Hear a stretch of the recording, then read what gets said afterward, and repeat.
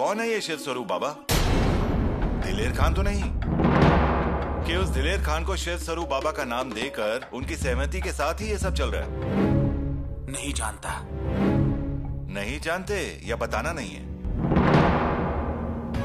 राजे, राव जी सोमनाथ ने पिलाजी और शिर्के को पूछताछ के लिए बुलाया है। उन्हें तुरंत पूछताछ के लिए पेश होने का आदेश दिया है। आप हमेशा से ऐसे हैं, सब कुछ मन में रखते हैं, किसी को कुछ नहीं बताते, गलतफहमियां पैदा होती है। बिल्कुल।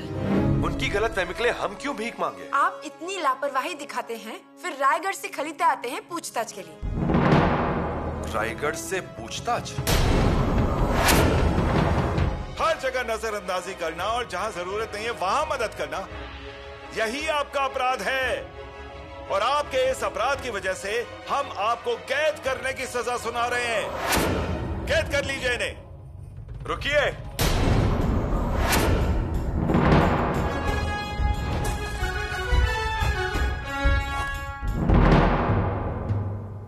रुकिए राहुल जी पंत। हम रुक नहीं सकते हैं। सरदार पिलाजी राव को कैद किया जाएगा। कारण? हमारा आदेश है। आदेश निरस्त करना होगा। क्षमा युवराज जी, लेकिन ये अश्वत्थन सेना गठन मामले में दोषी पाए जा रहे हैं। पिलाजी राव दोषी? राहुल जी नाना, उन्होंने घोड़े नहीं दिए हैं और ना ही कोई भुगतान दिया है। उन्होंने ना अच्छा कहा, ना बुरा, ना विरोध किया, ना साथ दिया। फिर वो कैसे दोषी हो सकते हैं? आप क्यों बात का पतंगड़ बना रहे हैं? हमने करीब से देखा, उन्होंने ना कोई समर्थन किया और ना ही कोई विरोध किया। विरोध छोड़ दीजिए, लेकिन श्रृंगारपुर के सरदार होने के नाते उन्हें रायगढ़ को एक संदेशा भेजना चाहिए था, एक खबर देनी चाहिए थी। उन्होंने ऐसा नहीं किया। ये उनका अपराध है और इसीलिए उन्हें कैद करने का आदेश है। बस राहुल जी सोमनाथ, बस। उन्होंने अपना पूरा जीवन केवल स्वराज्य के लिए बिताया है। जिन्होंने महाराज के स्वराज्य की रक्षा के लिए अपनी सारी ऊर्जा समर्पित कर दी, उन्होंने पूरे कोंकण को एक कर दिया, कोंकण में सारी गलत बातों को नष्ट कर दिया। उन्हें कैद कर रहे हो? क्षमा कीजिए युवराज जी, लेकिन रायगढ़ पर कल की अच्छाई पर आज का दिन सुनिश्चित नहीं किया जा सकता। उसके लिए कल भी अच्छा व्यवहार करना पड़ता है और आज भी अच्छा व्यवहार करना पड़ेगा। लेकिन पिलाजी राव की गलती क्या है? जैसे कि आप कहते हैं कि उन्हें हमारा विरोध करना चाहिए था, उसका क्या कारण है ये भी हमें बताइए ना। आपने अश्वदल की सेना खड़ी की, उसमें हमने क्या गलत किया? अश्वदल सेना का निर्माण किया, उसमें कुछ गलत नहीं, लेकिन स्वराज्य के अनुशासन को तोड़कर। हमने कब अनुशासन तोड़ा? अनुशासन तोड़ा है। कोई भी निर्णय बिना अनुमति के नहीं ले सकते हैं, वो अनुशासन का उल्लंघन है। हवा, बारिश और हम इस अनुमति के अनुशासन से बंधे नहीं जा सकते। हवा आपको पूछकर उड़ती नहीं है, बारिश आपको पूछकर गिरती नहीं है। वैसे ही हम हैं। हमें जो उचित लगा वो हमने किया। हमने तय कर लिया तो हवाओं की तरफ निकल जाते हैं। मान्य है, हमारे युवराज जी ने सोचा वही किया, लेकिन आपने ये किसी शिव स्वरूप बाबा के कहने पर अश्वदल सेना का निर्माण किया। हमने किसके कहने से किया ये महत्वपूर्ण है, या हमने क्या किया ये महत्वपूर्ण है? आपने अश्वदल सेना का निर्माण किया, अच्छा किया, लेकिन मंत्रिमंडल की पूर्व अनुमति के बिना ऐसी सेना का गठन नहीं किया जा सकता है। मंत्रिमंडल के पूर्व अनुमति के बिना? जी राहुल जी सोमनाथ, क्या हम युवराज के नाते ये फैसला नहीं ले सकते? युवराज जी के रूप में मतलब? स्वराज्य अभिषेक के पवित्र समारोह में युवराज के रूप में हुआ था, क्या वो केवल दिखावा था? हमें युवराज के मान वस्त्र दिए गए, क्या ये भी सिर्फ एक दिखावा था? उसी पवित्र समारोह में युवराज को मंत्रिमंडल के सामने अधिकार दिए गए, क्या आपको यह स्वीकार नहीं है? है ना? फिर अगर उसी अधिकार से हम सेना बनाने का फैसला लेते हैं तो उसमें गलत क्या है? वो स्वराज्य के हित में क्यों नहीं है? हाँ, हमारा बोलिए मतलब बोलिए राहुल जी सोमनाथ, क्या हम युवराज के नाते ये फैसला नहीं ले सकते?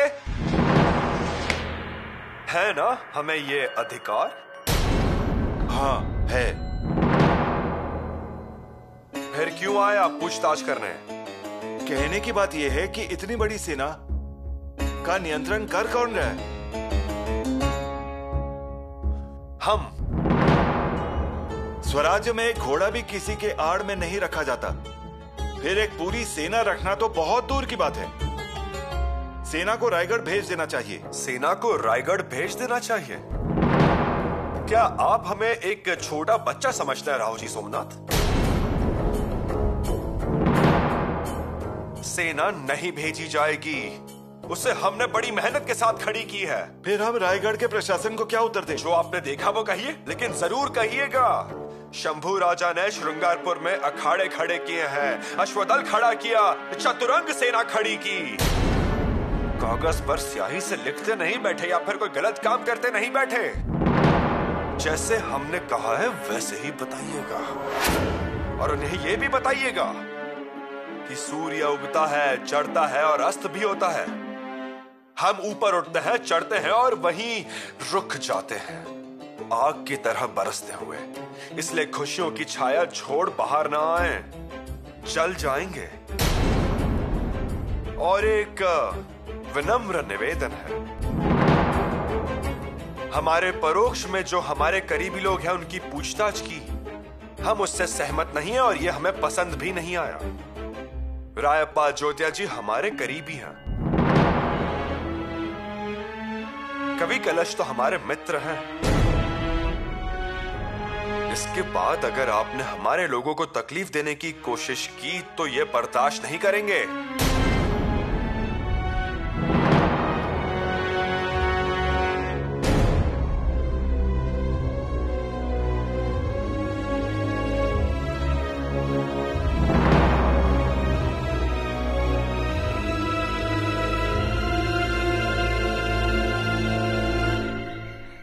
पिताजी, बुरा मत मानना। हमारे शिर्के परिवार की महानता बहुत बहुत बड़ी है, इसलिए अच्छा है, नहीं तो मुश्किल होती। क्या आपको सच में कैद होने वाली थी? हाँ, कैद तो होने वाली थी। ऐसा आदेश राहु जी पंत ने दिया था। लेकिन युवराज कहाँ थे? युवराज जी आए ना। युवराज जी ने आकर पूरे शिर्के घराने का इतिहास ही पढ़ा। ये सुनकर राहु जी पंत चुप हो गए। गलती हुई, ऐसा कहा उन्होंने, लेकिन ये बात सही नहीं हुई। हम भी वही कह रहे हैं पिताजी। हम कुल मुख्तियार हैं। कम से कम पंत को हमें पहले सूचित तो करना चाहिए था। कोई कारण ही नहीं है इस उम्र में पूछताछ का मतलब। ये अपमानित होने जैसा था। ये सब उस अश्वदल निर्मिति के कारण हुआ। कोई अनुमति नहीं मांगी गई थी। लेकिन इसके लिए आपकी पूछताछ क्यों? क्योंकि हम इस टुकड़ी के सरदार हैं। ऐसा? यसु, एक निवेदन है। हम सीधे युवराज जी से बात नहीं कर सकते हैं, इसलिए उनसे कहिए उन कलश जी से दूर ही रहें। जो कुछ हो रहा है ना, उसके पीछे मूल रूप में कलश जी ही हैं। ऐसा गनोजी राजे कहते हैं। पिताजी, वो तो युवराज के मित्र हैं। मित्र बनाने के लिए और भी लोग हैं यसु, लेकिन जब से वो श्रृंगारपुर में आए तब से कुछ न कुछ घटित हो ही जा रहा है। इतना उन्हें जरूर बता देना। ठीक है, हम कहते हैं। युवराज अब कल के राजा होने वाले हैं, इसलिए उनके बारे में रायगढ़ का माहौल भी अच्छा होना चाहिए। हाथ जोड़कर विनती करता हूँ। पिताजी आप विनती क्यों कर रहे हैं? इस विनती के पीछे बस इतना ही मकसद था कि युवराज जी का शौर्य और हौसले को किसी की नजर न लगे। बस इतना ही संभाल लेना।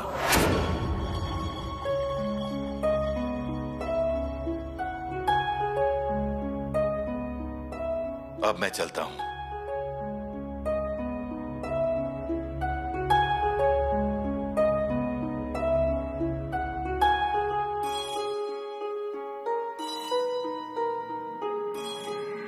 और महाराज जी, अंत में हमारा झंडा जिंजी के किले पर लहराया। वाह वाह हम्बीरा वाह, ये तो बहुत अच्छी बात है। हाँ, जिंजी का किला हाथ में आ गया और हमारी सेना को जरा भी तकलीफ नहीं हुई। उस खान ने अपने शस्त्र नीचे ही डाल दिए। ये जिंजी स्वराज्य के लिए बहुत महत्वपूर्ण है। रायगढ़ से कुछ 300-350 कोस दूर। हमारा मतलब है लगभग दक्षिण की नोक ही कहिए। और महाराज जी, कल ही अपनी सेना वीरामापट्टकण के समंदर में जाकर आई है। समंदर का पानी खारा था, नहीं तो लोगों ने कहा होता हमारे घोड़े हिंद महासागर में पानी पीकर आए हैं। हम्बीरराव, ये कहानी वाकई काबिले तारीफ है। ये भविष्य में जिंजी स्वराज्य के लिए बहुत उपयोगी होगी। जिंजी के साथ हमें पर मुल्क को भी अपने साथ करना है। कड़ी सुरक्षा रखिए। जी महाराज। सबको चौकन्ना रखिए। जी महाराज। महाराज, फौज इंतजार कर रही है किले पर। कुछ महत्वपूर्ण काम है? जिंजी पर आपके हाथों भगवा लहराना है। जिंजी पर हम नहीं, आप भगवा लहराइए। हम? हाँ सर्जराव, आपने किए हुए काम का सम्मान समझ लीजिए। तैयारी कीजिए, हम आ रहे हैं। जी महाराज।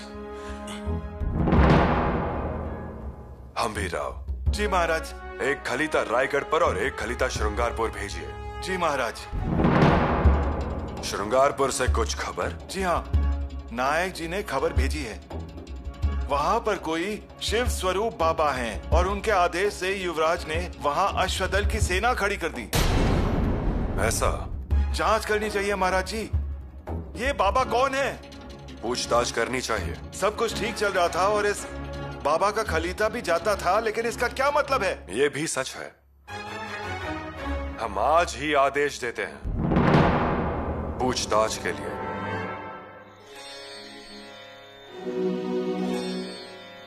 युवरागी, युवरागी। युवराज, हमें माफ कीजिए, पर आप हमसे कोई बात मत कीजिए। युवरागी? हमारा सर दर्द हो रहा है। युवरागी, युवरागी। भाभी? राणो दीदी, क्या हुआ है? नाराज हैं और क्या। आपका नसीब अच्छा है कि आपसे दो शब्द बोली। पर वजह क्या है? आपसे जो वो पूछती है आप बताते हैं क्या? उनकी बात को टाल देते हैं ना, तो उन्हें गुस्सा नहीं आएगा? सुबह से कुछ भी नहीं खाया है उन्होंने।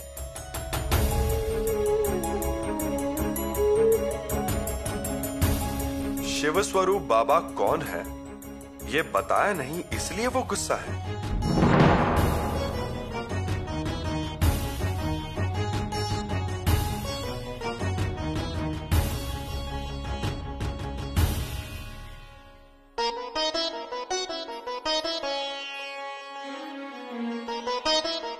सुबह से कुछ खाया नहीं है आपने, लीजिए। हमें भूख नहीं है। येसु, इन दिनों में तो ज्यादा भूख लगती है, लीजिए।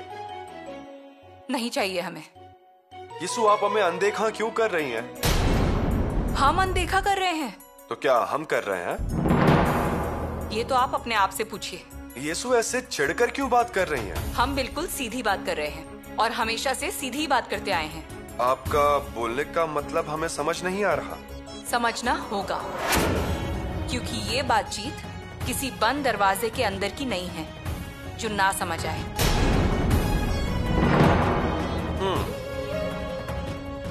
आपकी सारी बातें हमें अब समझ आ रही है। आपको मालूम है, लेकिन आप समझ नहीं रहे हैं। क्या समझ नहीं आ रहा? अब ये भी हम ही आपको बताएं क्या? बताइए। ऐसा समझिए हमें मालूम भी नहीं है और बात भी समझ नहीं आ रही। वास्तव में तो हम आपसे बात ही नहीं करना चाहते हैं, लेकिन हमसे रहा नहीं जाता है ना, इसलिए कह रहे हैं। मतलब आप हम पर दया कर रही हैं? बोलिए बोलिए, मन हल्का कीजिए, चलिए। आपने अब तक हमारे प्रश्न का जवाब नहीं दिया है। और देंगे भी नहीं। जितना हमको बताना था उतना बता चुके हैं। बताया है, लेकिन अब तक हमें कुछ समझाया नहीं है। आपको बात समझनी भी नहीं चाहिए। मतलब हमारे बारे में आपका ये विचार निश्चित है?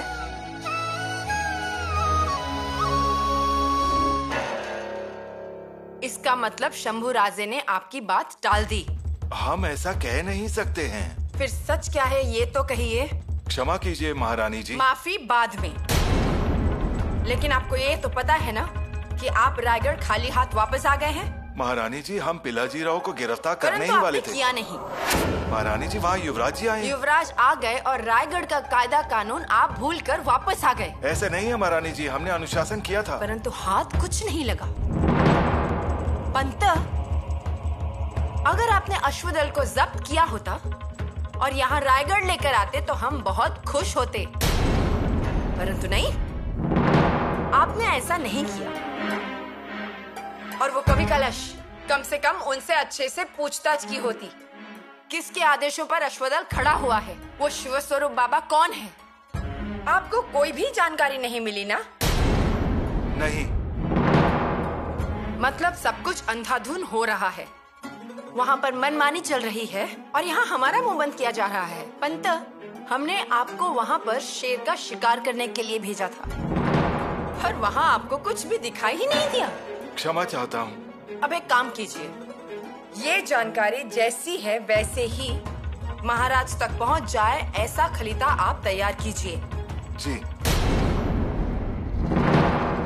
युवरागी,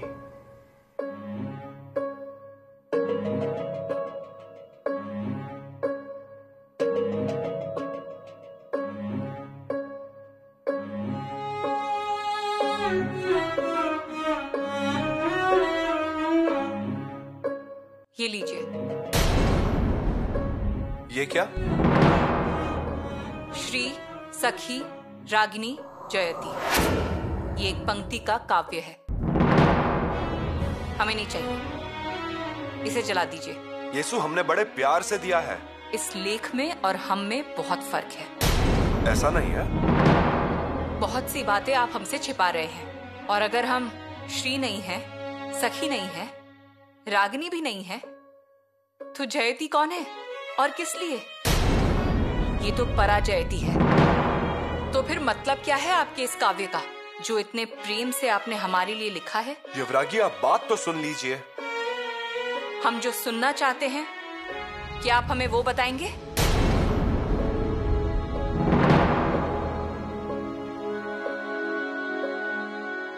बता देंगे, लेकिन हमारी कुछ शर्तें हैं।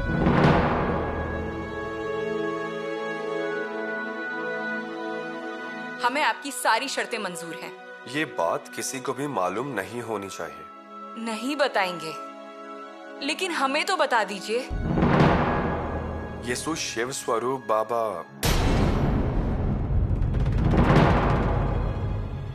मतलब छत्रपति शिवाजी महाराज, हमारे पिताश्री। पिताजी? कोख के बच्चे की कसम है आपको, इस मामले में गोपनीयता बनी रहनी चाहिए। आगे की राजनीति इस पर ही निर्भर करती है। राजनीति? बंद दरवाजे के अंदर भी राजनीति की बात? जी हाँ, यीशु, बंद दरवाजे के अंदर की बात दुनिया जो जानती है वो अलग है, और वास्तव में कुछ और ही। क्या बात हुई थी बंद दरवाजे के पीछे? हमारी गैर हाजिरी में आप रायगढ़ संभालने वाले थे, परंतु अब आपको रायगढ़ संभालना नहीं है। आप श्रृंगारपुर जाएंगे। श्रृंगारपुर जाकर आपको प्रभावली के सैनिकों की टुकड़ी संभालनी है। सिद्धि और पुर्तगीज पर आपको ध्यान रखना है। हम दोनों में पत्र व्यवहार चलेंगे। जी पिताश्री, परंतु ये सभी को ध्यान में रखते हुए हमें एक गांठ बांध कर रखनी है, जो हमें आगे जाकर उपयोगी होगी। कौन सी? लोगों के लिए हमें ऐसे पेश आना है कि हम दोनों में अनबन है, हम दोनों के रास्ते अलग हैं। वो औरंगजेब दिलेर खान को स्वराज्य में जरूर भेज देंगे, और हमारी गैर हाजिरी में दिलेर खान स्वराज्य पर जरूर हमला करेगा। और अगर इसे शांत करने की जरूरत है तो गनीमी का वाक करना होगा। हाँ, उन्हें लगातार महसूस होना चाहिए कि आप उनके हाथ नहीं लगेंगे। वो आपको हमसे दूर करने की कोशिश करेंगे, और इसी चीजों में उन्हें फंसाना है जब तक हम लौटते नहीं। उन्हें सिर्फ खिलाना है। बंद दरवाजे के अंदर ये हुआ। यीशु, आपकी आंखों में आंसू। युवराज, ये खुशी के आंसू हैं। आज हम बहुत खुश हैं। आपके और पिताश्री के बीच कोई लड़ाई थी ही नहीं, कोई रूठना नहीं था, कोई अनबन नहीं थी। आज हम बहुत ज्यादा खुश हैं। येसु वो गनीमी कावा था। युवराज, हमें शंका थी कि जरूर ये गनीमी कावा होगा, लेकिन आपने अभिनय बहुत खूब किया है। नहीं येसु, पहले हम नाराज थे। जब पिताश्री ने कहा कि लोगों को लगना चाहिए कि हमारे बीच में अनबन है, उस बात का विरोध किया था हमने। पर पिताश्री ने आगे की राजनीति समझाई और सारी बात समझ में आ गई। देखिए ना, पिताश्री की गैर हाजिरी में दिलेर खान को स्वराज्य के बाहर रोकने के लिए इसी नाराजगी का इस्तेमाल किया गया। बेचारा दिलेर खान दोस्ती के खलीते भेजते रह गया।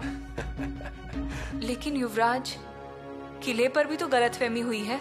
सरदार रिश्तेदारों में ऐसी धारणा फैली हुई है कि आप और पिताश्री में लड़ाई हुई है। फिर अब इसे कैसे बदला जाएगा? वो पिताश्री संभाल लेंगे, वो उन्हें ही संभालने दीजिए। तब तक हम ये माथे पर गुलाल समझकर रखेंगे। लेकिन कब तक? मुहिम के आखिर तक। कब खत्म होगी मुहिम? तभी जब शिव स्वरूप बाबा जी कहेंगे तब।